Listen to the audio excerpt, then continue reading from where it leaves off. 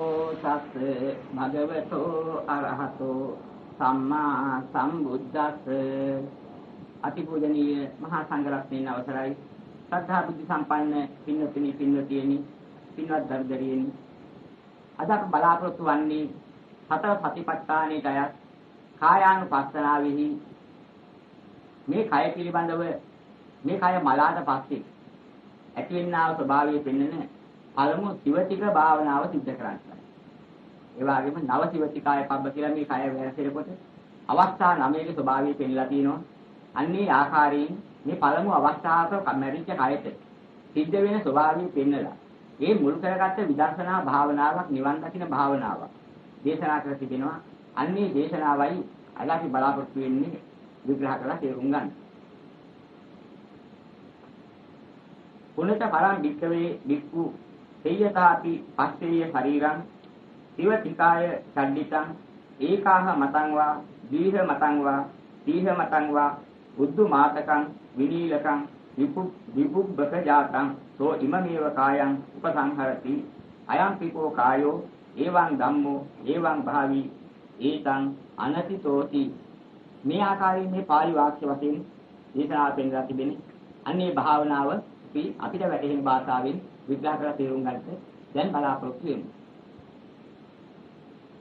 මේ ජීවත්ව සිටින මිනිසයා උපතා කරන් ආවන උපන්නන ඒ මොහොතේ පටන් ඒකාන්තයෙන් මරණයට හිමි දවසක් නොදැන හිටියා. උරුම කරගෙනයි ඉපදුනේ. ඒ දවස කවදා හරි ඒකාන්තයෙන් මේ උපන් කෙනාට උදා වෙනවා. ඒක වළක්වන්න බෑ. තරුණ ලාබාල වයසේ හරි, ගැටවල වයසේ හරි, තරුණ වයසේ හරි, මැදි වයසේ හරි, මහලු වයසේ හරි. කවදා හරි ඕක ඒකාන්තයෙන් උදා වෙන දවසක් තියෙනවා. උපන් සත්‍යයට මරණය සිද්ධ වෙන දවසක් තියෙනවා.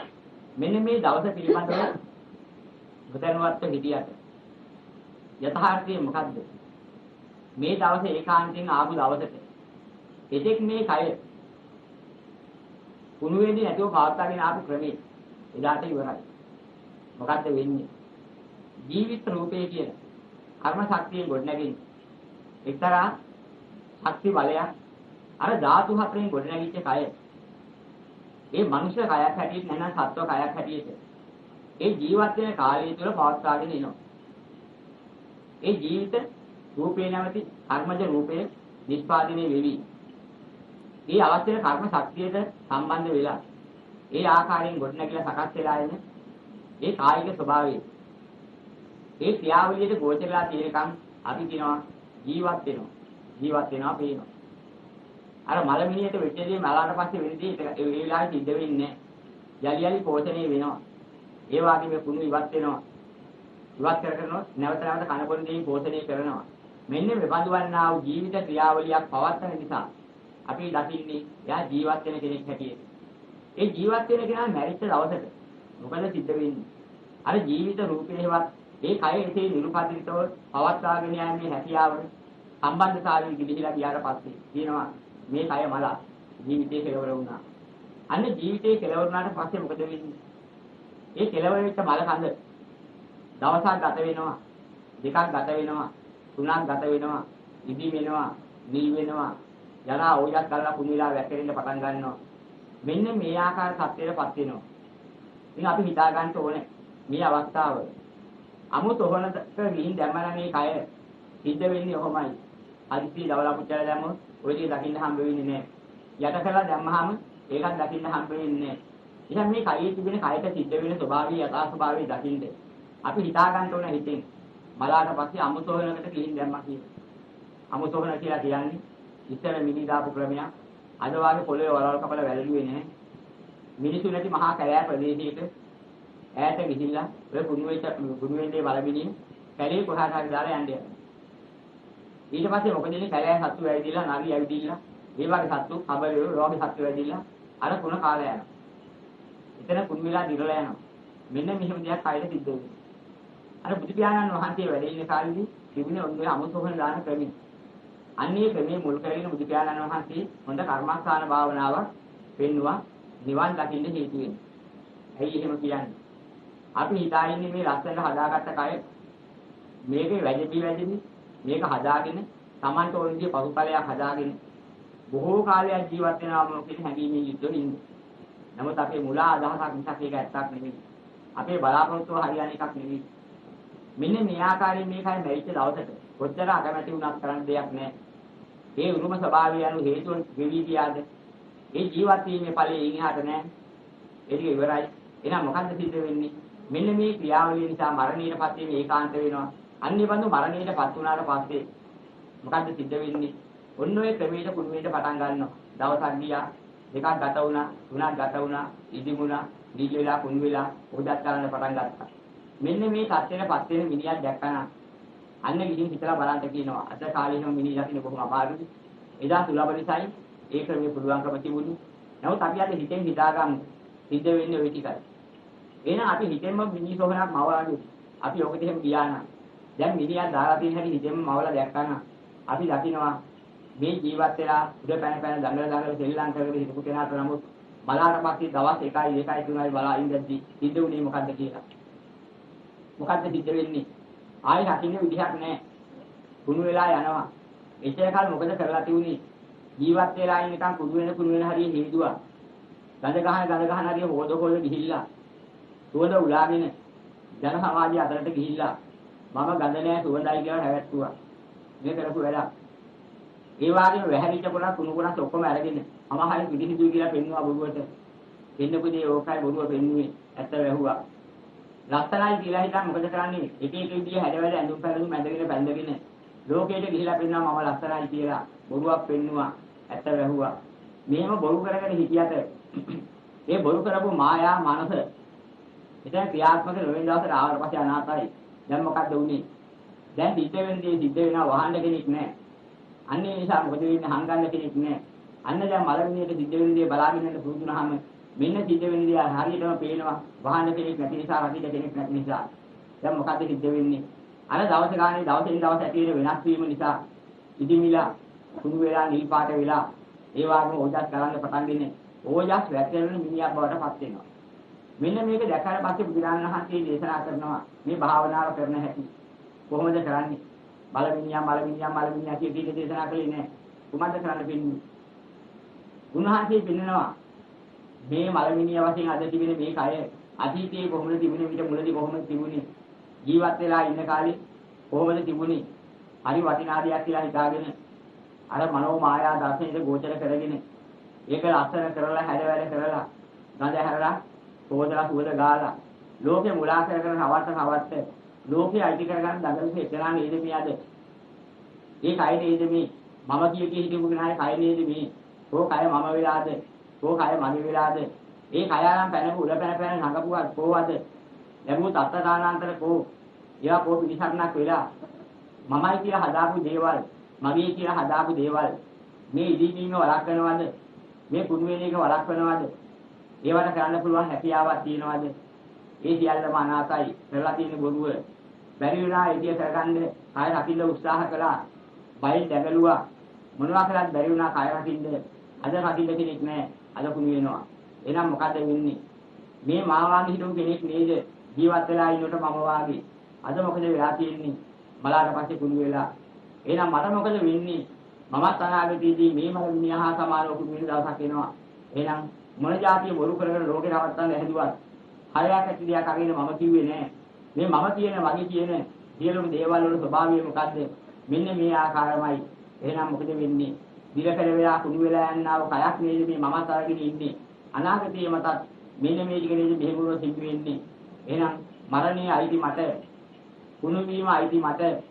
ඕජස් ගල්ලා ජරාවටපත් වෙලා මෙහෙම ඉදිරිලා කුණු වෙලා ගන්න දීලා ඉවර වෙන මේ ශරීරයේට මම අද මොනවා කියන්නේ? වටිනා දෙයක් මට හම්බුණා කියලා මම හිතනවා නම් මේක ඇත්තක්ද? මෙන්න මෙහෙම සංසන්දනය කරලා බලන බුදු පියාණන් වහන්සේ දේශනා කළා. මෙන්න භාවනා කරන ආකාරයේ මේ තමයි මේ කය පිළිබඳව බලාට පස්සේ පළවෙනි අවස්ථාවේදී කය මුල් කරගෙන යථාර්ථය දකින්න භාවනා ක්‍රමය. මෙන්න මේ ක්‍රමයට දකින්න පුරුදු වෙන්න ඕන. අන්හිම දකින්නට මොකද වෙන්නේ? මෙන්න මේ කයේ ස්වභාවය මේකයි. මේ ස්වභාවය ඉක්මවල නැහැ. එහෙනම් මෙන්න මේ ටික දකින්නවා. ඒවන් භාවි ඒවන් ධම්මෝ ඒතං අනතිතෝති. මේකයි ස්වභාවය, මේකයි ධර්මතාවය. මේ ධර්මතාවය ඉක්මවල නැහැ. මෙන්න මේ ආකාරයෙන් දකින්න පටන් ගන්නවා නම් මොකද වෙන්නේ? නිතරම පෙනෙන්න පටන් ගන්නවා සිහි කරනකොට මෙහෙම මොකද්ද සිහි කරන්නේ? මෙන්න මේ જાතියේ කයක් නේද මේ මතු ජරාවටපත් වෙලා මැරිලා කුණු වෙලා යන කයක් අරගෙන මම අද කවුරු කියලා පෙන්වන්නද? මම මොන ලස්සන කෙනෙක් කියලා පෙන්වන්නද? මොන හැකියාවක් තියෙන කෙනෙක් කියලා පෙන්වන්නද? මොන කඩවසන් කෙනෙක් කියලා උද්දාම වෙන්නද? මේ කයේ මතු ස්වභාවය මෙච්චරයි. එහෙනම් මේක නේද වෙන්නේ? මෙන්න මේ ආකාරයෙන් දවස ගානේ දකින්න පටන් ගත්තාම මොකද වෙන්නේ? මේ භාවනාව තුළින් යම් කිසි බැඳීමක් ඇලීමක් තිබුණා ලෝකෙට අසාරත්වයක් මිසක් ඇලින්න වටිනා දෙයක් ලෝකේ නෑ. කය කියන්නේ මෙහෙම අසාර දෙයක් කියලා මෙහෙම වැටහෙන්න පටන් ගන්නවා. මෙන්න මේ වැටහීම ආපුහාම මොකද වෙන්නේ? ඒ කයද මම මේ ලස්සන කරන්නේ මතු අනාගතයේදී මේ බඳු වන්නා වූ කුළු වීමට හිමි වෙලා තියෙන උරුම වෙලා තියෙන ඒ කයද මේ පිරු දාලා මේ තොල් සතු කරලා මේ නියපොතු පාට කරලා ලස්සන කරලා මලක් විඳ හදන්නේ. මෙන්න මෙහෙම දකින්න පටන් ගන්නවා. දකින්නකොට මොකද වෙන්නේ? අනේ මායාවක ඇති, අනේ මුලාවක ඇති. මුලා මායා මනසේ නිදුනේ රවට්ටගෙන ලස්සන එකක් හදන්න හදන්නේ. ලස්සන හැඩවැලකින් හදන්න හදන්නේ. මේ තරම් මුලාවක්, මේ තරම් මායාවක් තවත් මේ ලෝක සත්‍යයක් තියෙනවාද මේක මෝඩකමක් නේද? වෙන මොන ඥානවන්තකමක්ද කියලා ධර්මානුකූලව මෙහි දකින්න පටන් ගන්නවා. ඒ පටන් ගත්තා නම් මොකද වෙන්නේ? වැඩකට නැති අසාර වන්නා වූ දෙයක් බව දැක්කනම් අසාරකයක් සාරවත් කරලා හැඩවැල කරලා දණ්ඩ හදන මුලාවට මෙන්න මේ ආකාරයෙන් පහර වෙලිලා සත්‍යයෙන් ධර්මයෙන් යථාභූතයට පත් වෙන්න හේතු වාසනා ලැබෙනවා. ඒතර මොකක්ද දකින්නේ?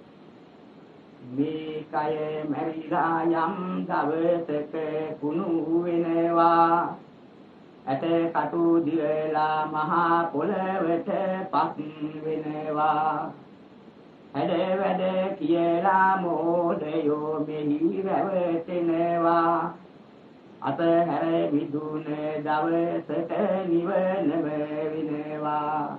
මෙන්න මේ බඳු ආකාරයෙන් දහම් සංකල්පනා ලැබෙන්න පටන් ගන්නවා. අනිතර මොකද වෙන්නේ? අපි දකිනා මේ කර්මස්ථාන මේ කය පිළිබඳව නිවන් දකින කර්මස්ථාන කවි. මොනින් තේරුම් ගන්න ඕනේ? නිකන් සමවත් කවි කියන්නේ මේවත්. මොනින් මේ ආකාරයෙන් යථාර්ථයේ තේරුම් අරගෙන මේ කයද සිද්ධ වෙන්නේ මේ ටිකයි මේ ස්වභාවය කරගෙන නේද? අපි අද මේ ලොකු වෙලා ඉඳ හදන්නේ. මගේ தත්ත්වය මේකයි. මගේ වංශය මේකයි. මගේ කුලය මේකයි. අනික කවුද? මං කවුද? අනිකට මට පුළුවන් ද ලඟ වෙන්න? අනික බීපු කෝපේ මට වතුර බොන්න පුළුවන්ද? අනික කන්නේ පිගානේ මට කන්න පුළුවන්ද? ඌ කවුද මම කවුද? මේ જાතිය උද්දාමයේ ඉන්න දෙන්න බලවත් මොකද වෙන්නේ? පළවෙනි දවසේ දෙන්නම අමුසුනේ දැම්මනම් ඊට පස්සේ බැලුවොත් මොකද වෙලා තියෙන්නේ? ඉදිමේ දාන දෙකම ඉදිමිලා නිල් වෙන දවසේ දෙකම නිල් වෙලා කුණු ගලන දවසේ කුණු වෝජේ දෙකම ගලනවා. ගඳ ගඳමයි. එහෙනම් මොකද්ද උනේ? කොහොමද ලස්සන කිව්ව වංශකාරය කය? කොහොමද කුල හීනයාගේ කය? දෙකේ වෙනස මොකද්ද? මෙන්න මෙහෙම දකින්න පටන් ගත්තාම මොකද වෙන්නේ? යම් කුලමානයක් තිබුණා නම් ඒ කුලමානෙ පිළිලා යනවා. මම හරි ධනවතා අරු නිගන්න. මගේ කවුද තත්ත්වේ? ඌගේ තත්ත්වේ මොකද්ද? ඌ කොහොමද මට සම වෙන්නේ? මේ විදිහට වංශාකාරකම වෙන්න තමන්ගේ ධනවත් බලයේ මුල් කරගෙන ධන මදයෙන් වත් වෙලා ඉන්න පුද්ගලයා කල්පනා කරලා බලන්න ඕනේ. මමත් මලානම් ඒ හිඟන්නත් මලානම් දෙන්නගේම ශරීර දෙක තෝරට ගිහින් දාලා මමත් පැත්තකින් ගිහිල්ලා මනෝමය කයකින් බලනවා. මාය කයට විචේක අනේ හිතලා බලන දහම් සංකල්පනා දහම් බලන ක්‍රම මොකද වෙන්නේ? හිඟන්නගේ කයත් පැත්තක ඌත් ඉන්නවා ගන්ධබ්බය වෙලා මාත් ගන්ධබ්බය වෙලා දෙන්නගේ මිනි දෙක ළඟට වෙලා බලනවා ඉලාසිව හපන්කම වල කොහොමද කියලා. ඔබ කවුද? ඉතින් සල්ලි තියනවා කියලා. හරි ලෝකීකී ඔබ නේද බා? අර හිඟන්න අහනවා. මේකලේ තුබටනේ. ඕ වේවා කොමගියෝ. බලාපුවාම මොකද වෙලා තියෙන්නේ? මෙහි හම්බ කරපුවාම මෙහි දාලා ගිහිල්ලා. ගන්ධබ්බේ දෙන්නා කියලා බලපුවාම දෙන්නාම හිඟාලු. මොකද වෙලා තියෙන්නේ? එකෙක්වත් අපි යහපතට කරගත්ත දෙයක් තිබුණේ නැත්නම්, කිනක් දහමකුත් නැත්නම්. එකෙක් උද්දාම වෙලා හිටියානම්, අනික පහර ගහලා හිටියානම් අවිච්ඡේද නැගී සිටින්න දෙන්නේ නැහැ. සම වෙන්න ඕනේ. එතනේ පහර ගහනවා. එහෙම දෙන්න බෑ. අපි ලොකුයි. එතනේ පහර ගහනවා. අනික පා වෙනවා. මේ දෙන්නම දෝෂයේ මානසිකත්වයෙන් ගිහිල්ලා දෙන්නම සංසාර ගමනේ හිඟන්නු දෙන්නේ කියලා ගන්ධබ්බේ දෙන්නේ කියලා බලමිනී දෙක ළඟට වෙලා හිටියොත් දැන් පොත කතාව ගියොත් කොහොම වෙයිද? අන්න කෝටි මෙදියාගේ කය ඉදි වෙනවා. ඔබ මට නීච කරා මගේ ගෙට වෙන කෙනෙකුට වෙනවා නේද? ආන්න නැද්ද බලන්නේ නැද්ද? නෑ කියන්නේ. කොහොමද සල්ලි වලින් ආ කය කුඩු වෙන එක නවත්තපන්කෝ. කිව්වොත් මොකක් කියයිද? පුළුවන් ද නවත්තා ගන්නද? අන්න හිතලා බලන්න ඕනේ. මේවා තමයි දහම් සංකල්පනා සම්මා සංකප්ප කියන්නේ මේවට. සම්මා සංකල්පනාවන්ගෙන් බලන්න ඕන ලෝකේ යථාර්ථයේ ඇත්ත දකින්න. මෙන්න මෙහෙම බලන්න පටන් ගත්තොත් මොකද වෙන්නේ? අනේ අපි මේ ලෝකේ මොනවා ලබාගෙන ලොකු වෙන්නේ? මොන ධනයක් ලබාගෙන ලොකු වෙන්නේ? මොන ලොකු ගේක හිටියද ලොකු වෙන්නේ? උබේගේ මාලිගාවක් කියලා හිටියා නේද? මම එනකොට පන්නා ගත්තා නේද? ඉස්සරහා පැත්තට එන්න එපා කියලා පැන්නුවා නේද? අද මොකද ඒ කය ඔබ තියාගෙන හිටියේ කොහෙද? ඉස්සරහා කාලේ ලොකු පුතේ තියා හිටපු කයනේ බං අර තියෙන්නේ. බය කයින් අතර තියෙන්නේ. බය කය කුණු වෙනවා වගේ උබේ කයත් කුණු වෙනවා මිසක්. ඒ වගේම ගඳයි. කොහොම ඔබට තිබිච්ච වාසනාව. ඒ කය කොහෙද ගිහින් තිබ්බේ? දැනුත් ගිහින් පුතේ කියන්න පුළුවන්ද? ඒකේ උනේ මොකද? මට වෙන එකමයි මොකක්ද වෙන්නේ? ඔබට වෙන එකමයි මටත් වෙන්නේ කියලා. ওই දෙන්නාගේ සාකච්ඡාවක් නොපෙන්න ලෝකෙ කොහොමද ගියානම් අපිට මොකද්ද දකින්න හම්බ වෙන්නේ? එහෙනම් පේන්න පටන් ගන්නවා අපේ ලොකුකම්, ඒ වගේ වංශාකාරකම්, කුල මල, ಜಾති ભેද මේවා අරගෙන අපි ඉඳලා තියෙන මායාවකද ඇත්තකද? බැලුවා නම් අපිට පේන්න පටන් ගන්නවා අපි ඇත්තක ඉඳලා නැහැ. අපි ඉඳලා තියෙන්නේ මායා මුලා ලෝකයක, මායා දෘෂ්ටියක. එහෙනම් මෙහෙම වුණොත් අපිට මොකක් වෙයිද? ඇත්ත දැකපු දාට අපිට පේන්න පටන් ගන්නවා මෙච්චර කාලයක් මුලාවටපත් වෙලා අපි එකිනෙකා කෙරෙහි උද්දාම වුණා. අනිකා පුංචි කළා, තමා ලොකු වුණා. මේ සියල්ලම බොරුවක්, මුලාවක්, මායාවක් මිස ගන්න ඇත්තක් මේක නෑ. මෙන්න මේ විදිහට මේ අපාර්ථය දකින්න පටන් ගන්නවා. තව පැත්තක් බලනවා. මොකද වෙන්නේ? මම මහ නිලධාරියා, ඔබ සේවකයා. දෙන්න එකලා හිටියේ එහෙමයි. නිලධාරිකම ලොකුවට අරගෙන සේවකයා නිසා පහත් කරලා නම් කොටයක් කියලා කතා කරලා සේවකයාට විශේෂ නම්බුරාමයක් හදුව කතා කරොත් සත්‍යාවෙන් අත්තරලා මෙන්න මේ જાතිය උද්දාමයේ මාන්නේ හිටපු දෙන්න මැරිලා දෙන්නගේ සායිලක ඉන්න අර විදිහට දාලා තියෙනවා නම් ඔය දෙන්නගේ ගන්ධබ්බයෝ දෙන්න එතෙන්ට ගිහිල්ලා හැම හිටියා නම් එහෙම දෙන්නට කොහොමද වෙයිද? කොහොමේ තත්ත්ව දානාන්තරේ අද තියනවාද? මම පහත් කරාට එදා ඔය ලොකුට ඇඳගෙන හිටියට අද කොහොමේ ඇඳුම ඔබට වෙන එකයි මට වෙන්නේ. අර බලපං කපේ මිනිහෙකුට වෙච්චදී මම කිව්ව කයට ඔබට උඹේ මම කිව්ව කයටයි මගේ කිව්ව මගේ කයට කිව්ව කයටයි දෙකටම වෙන්නේ දෙකයි. අන්න බලපං කුඩු වෙන හැටි. අනේ ජරාව ගලන හැටි. ඔය දෙන්නේ ගඳ.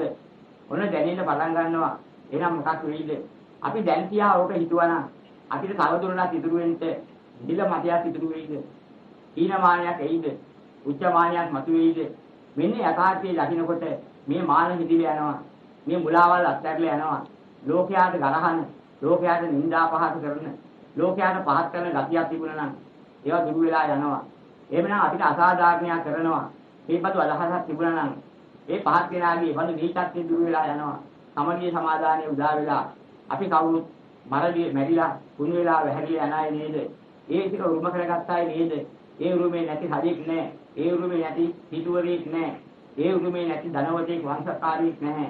හිඟන්නේ දුගියෙක් කුලහීනියෙක් නැහැ. හැමදේනාටම උරුමය උකයි.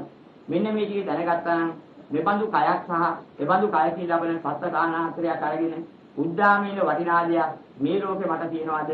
මෙන්න මේ කියන අදහස මත වෙනවා. මතුණා නම් මොකද වෙන්නේ? ලෝකෙට බැඳිලා තිබිච්ච ලොකුකම්, බලපුලුවන්කාරකම්, හැකියාවන් තේරෙන්න ඉවරයි. තවදුරටත් බලනවා මොකද වෙලා තියෙන්නේ කෙනෙක් බලවතා, එකෙනෙක් බලහීනයා. බලවතාට පෙරක ඉන්නවා. ඒ වගේම ධනෙ තියෙනවා. තමන්ගේ බලපුලුවන්කාරකම තියෙනවා. ලොකුකම වෙන්නලා අනික මැද පවත්වලා සමාගයේ බලය තුල, සංධිකම තුල ජීවත් වෙනවා. ලොකුකම ඉන්නවා. දෙන්නම බලා. ඒ වගේ බල නැති කෙනාත් මලා, දුබලයාත් මලා, බලවතත් මලා. දෙන්නගේ මිනිහේ කාලා තියෙන්නේ. මොකද වෙන්නේ? දැන් බැලුවොත් කොහෙන්ද ලොකුවට අගලු බලේ. මම මෙච්චර උනේ කාකාර ඉගෙනීම ලැබුවා. ඒ ඉගෙනීම තුලින් මට මෙහෙම ගහන්න පුළුවන්. අට කැඩෙන්න ගහන්න පුළුවන්. මෙච්චර උඩ පැනලා ගහන්න කර්ණම් ගහන්න පුළුවන්. මේ වගේ හැකියාව මට තියෙනවා. මේ වගේ මේ කියනවා තරංග ක්‍රම පුහුණු කරලා තියෙන්නේ. එක්කෙනෙක් බලමින් එක පැත්තක. අනේ මට ඔය එකක්වත් බෑ. නැතිලා හිටන් තව කෙනෙකුට ගහන්න තියා. මට අතින් පයින් අයින්නවා හැකියාවක් නැහැ කිව්ව කෙනා ඉන්නත් පැත්තක. මොකද වෙලා තියෙන්නේ දෙකටම. දෙකම එක විදිහට කුණු වෙනවා. දෙකම එක විදිහට උදස් කරනවා. දැන් එහෙනම් දෙකම වෙලා තියෙන්නේ සම සත්‍යයක්. අර ලබාගෙන හිටපු ලොකුකම සතන් පුහුණුව සතන් ක්‍රම. බලමිය කුණු වෙන්නේ නවත්තන්න පුළුවන් කමක් නැහැ. එහෙනම් පොඩි වෙනසක්වත් ආයේ වැහැරෙන්න නවත්තන්න පුළුවන් කමක් නැහැ. එබඳු කය දෙකක් අරගෙන නේද ලොකුනේ විමුනේ ලොකුම් පෙන්නේ. මේකනේ මේ ලෝකයාගේ තිබෙන විපරීතේ මුලාකාරක විපරීතයක් නිසා මේවා හරවත් දේවල් නෙමෙයි. පෙන්වන්න වටිනා දේවල් නෙමෙයි. මගේ වැදගත් දෙයක් මට ලැබුණායි කියලා මේ කය අතුරු කරලා කරන හපංකම් වල මේ හපංකම ලොකුවට ගන්න වටිනා දෙයක් නෑ කියලා දැක්ක දාට මොකද වෙන්නේ? ඒ නිසා තිබෙන ඇලීමක්, ඒට විරුද්ධ වීමේ තිබෙන ගැටීමක් කියන දෙක දුරු වෙලා ගියාම මෙන්න මේ නිසා මොකද වෙන්නේ? මෙන්න කායානුපස්සනා භාවනාව. අන්න කායේ කායානුපස්සී විහෙරති. ආතාපි සම්පජානෝ සතිමා විනීය ලෝකේ අවිජ්ජා දෝමනස්සා. මේ කායානුපස්සනා කරනව බලලා මේ ධර්ම අවබෝධය ලබලා යථාර්ථය දැනගත්තාම මේ ලෝකයේ ඇලීමෙන් ගැටීමෙන් වෙන් වෙලා ලබන නිවන් සාන්තිය ලැබෙනවා. මෙන්න මේ ආකාරයෙන් නිවනට යොමු කරන නිවන් මාර්ගයේ ගෙන දෙන මේ කර්මස්ථානයේ මේ ආකාරයෙන් තේරුම් අරින්න වලන්ත ඉතේ වන්නකොට කුමද්ද සිද්ධ වෙන්නේ? යථාබෝධය ලැබෙනවා. නිවන් අවබෝධ කරගන්න හැකියාව ලැබෙනවා. මේ ආකාරයෙන් සංකල්පනා යථාර්ථයෙන් දකින්න ඕනේ. මේ එකම සංකල්පනාවට බහින්න ඕනේ. මේ ආකාරයෙන් මේ ධර්ම මාර්ගය වඩලා උතුම් නිවන් සාක්ෂාත් කරගන්න අධිෂ්ඨාන කරගන්න සෑම සිල් දිනාට යහපතක් වේවා. ittavata jammehi sambatan punya sampedang sabbe deva anumodantu sabbe bhuta anumodantu sabbe satta anumodantu sabba sampatti siddhiya